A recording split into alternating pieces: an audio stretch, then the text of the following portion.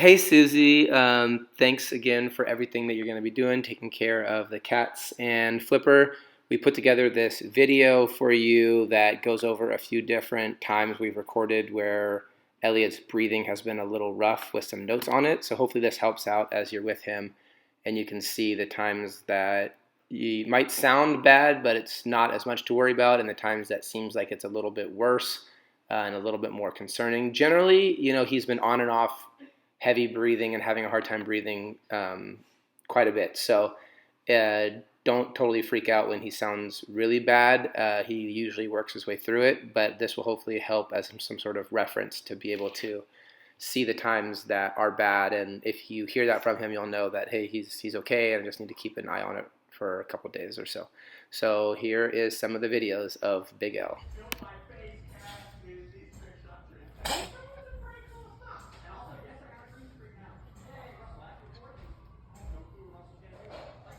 My wheeze.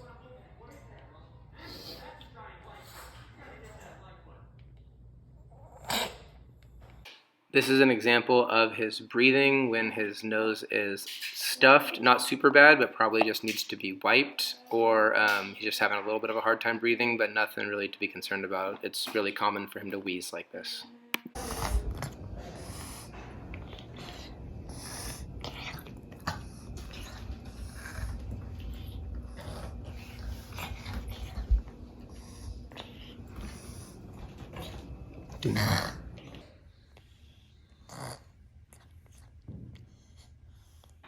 Here is an example of his breathing a little bit worse, still not really bad, but a little bit worse than just the wheezing before.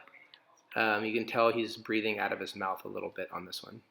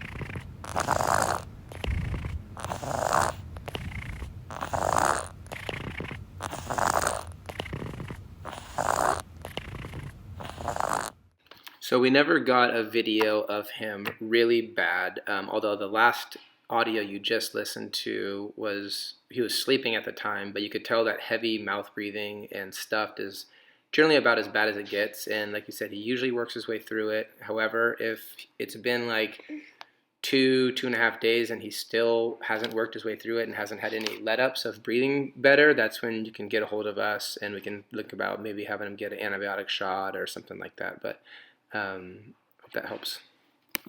His mouth breathing could potentially be louder than what you just heard. So just as a reference, when he's sleeping, sometimes it's a little bit easier, but that was definitely an example of him having a really hard day and a little bit of a break while he was sleeping. But sometimes it's that loud during the daytime too. Hey Suzie, and here are some instructions and video of how to take care and change Flipper's water. Go.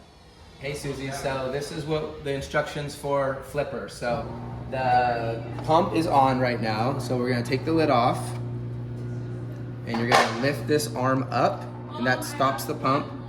You're gonna spin it to the outside. Yeah. And I have this measuring cup here, and you're gonna push the arm back down and that'll pump the water out. And as you can see on the cup, we're gonna pump it to 2 cups of water.